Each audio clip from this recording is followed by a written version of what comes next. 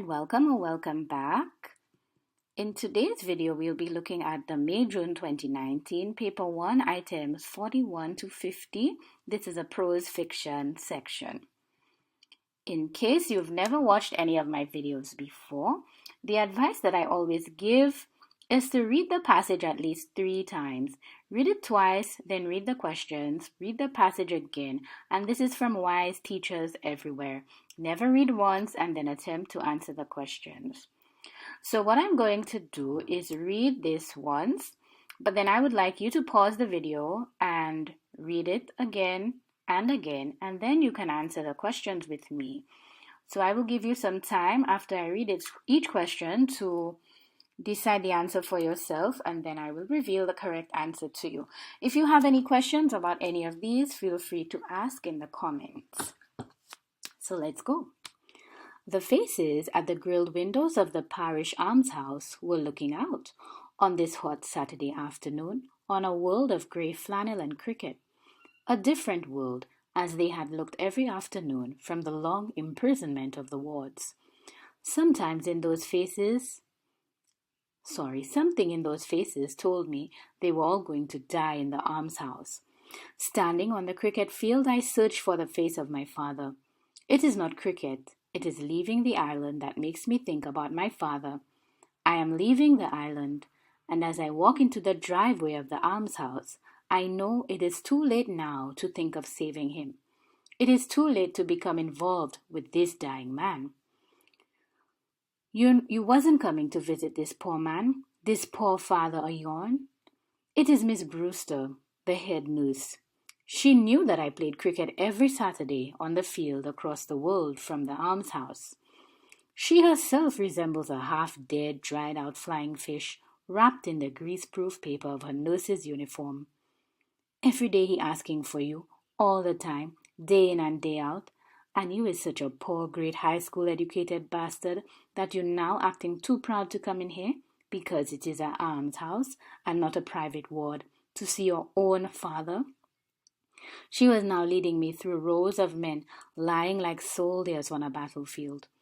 I tried to avoid their eyes. I am frightened. But I am leaving. I find myself thinking about the trimmed sandwiches and the whiskey and sodas waiting for me at the farewell party in honor of my leaving.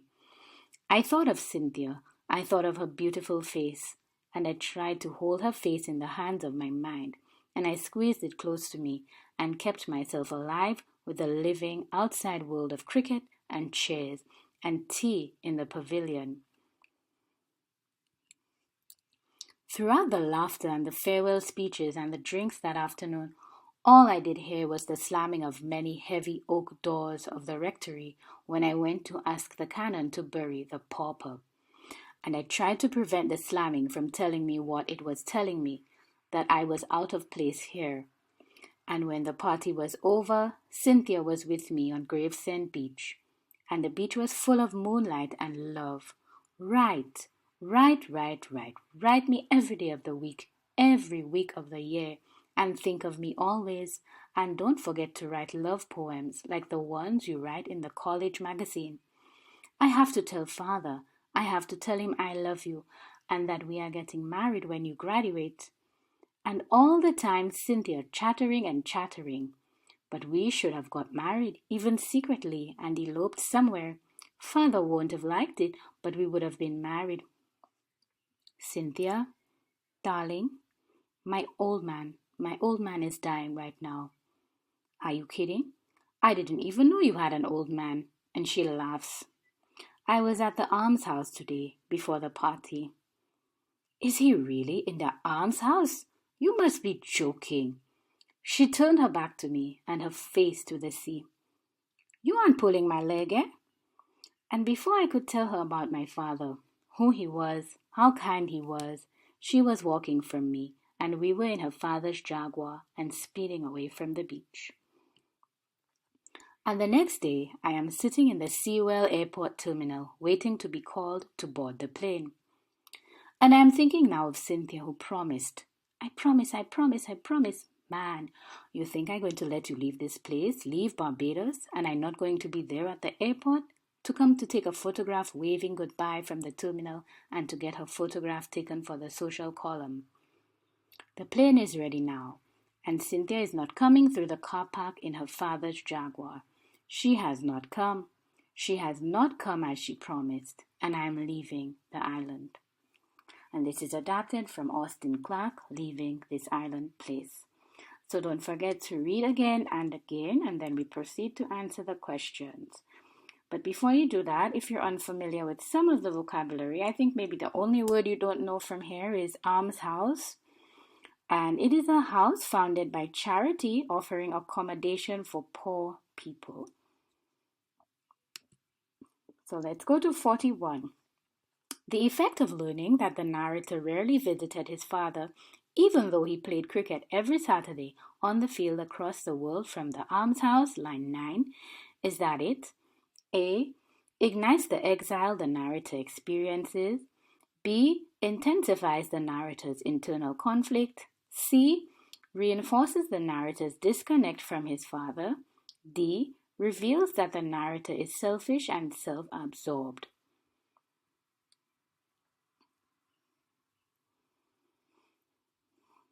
Our answer here is C. reinforces the narrator's disconnect from his father.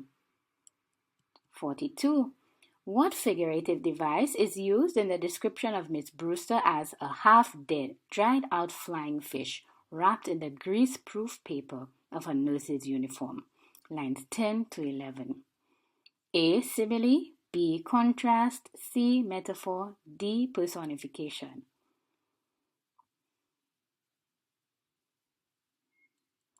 And that is a metaphor. 43. In this extract, the writer's use of first-person narration best allows the A. narrator to reveal his thoughts about himself and his society, B. secondary characters to reveal themselves through their actions, C. description of the physical setting and the social world to be unbiased, D. writer to objectively explore the scene using precise scientific language.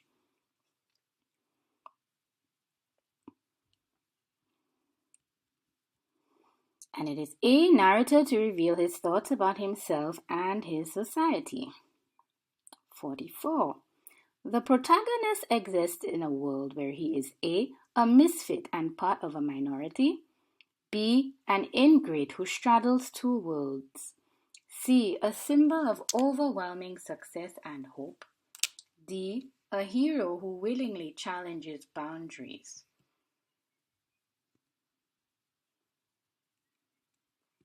Our answer is B, an ingrate who straddles two worlds. Now you might be wondering why I did not select C, a symbol of overwhelming success and hope. Well, the reason is the word overwhelming. If he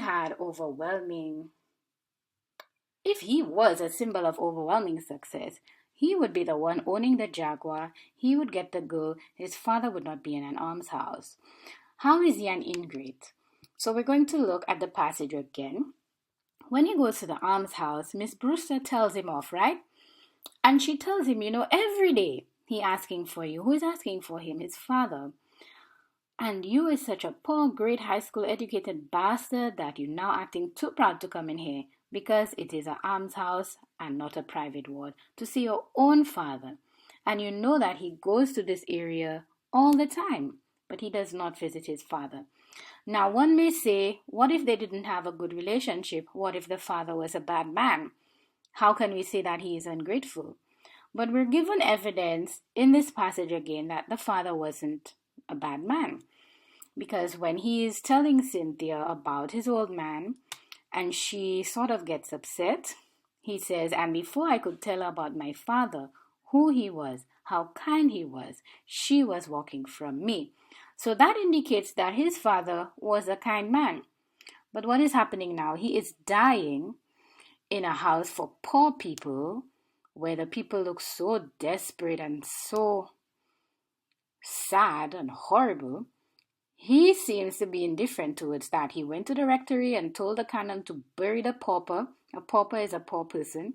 And all he can focus on is his whiskey and his sandwiches and his farewell party, So that definitely indicates to me that he's an ingrate. And he's straddling two worlds, the world of the wealthy and the world of the poor. So I hope that explains it for you. But if you have any more questions about this question, we can discuss it in the comments. 45. What does the narrator learn in the course of the extract? A. Promises easily made in love are just as easily broken. B. He enjoys writing love poems and he is very good at it. C. The trappings of success do not exempt him from discrimination. D. Success demands sacrifice, hard work, and determination, and the exclusion of all distractions.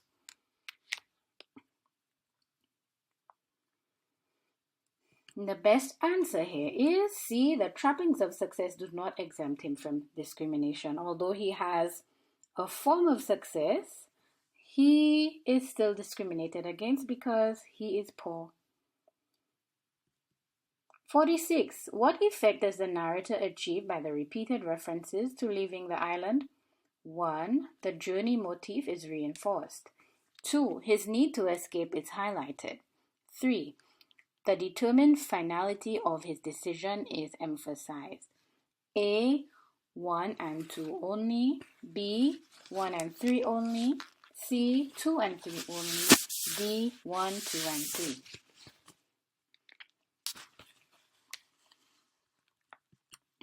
The answer here is B. We don't really see a need to escape. He wants to escape, but does he need to? 47. Which of the following statements best expresses the theme of the extract? A. Romantic love is obsessive and often irrational. B. Love is complex and restricted by social barriers. C. Unrequited love is painful and most times unstable. D. Love is complicated and almost always ends in betrayal.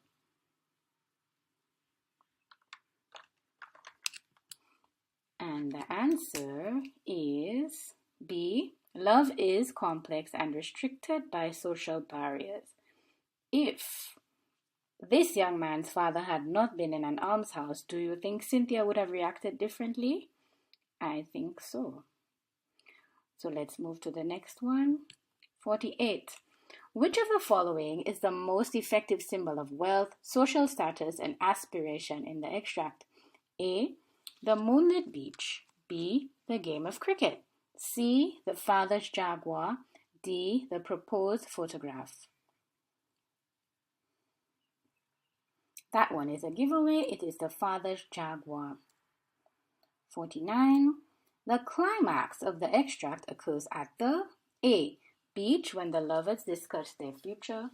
B. Almshouse during a visit to his dying father. C. Rectory when the canon slams the door on him. D. Farewell party throughout the speech and drinks.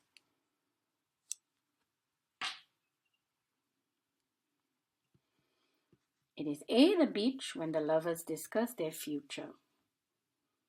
And the last one.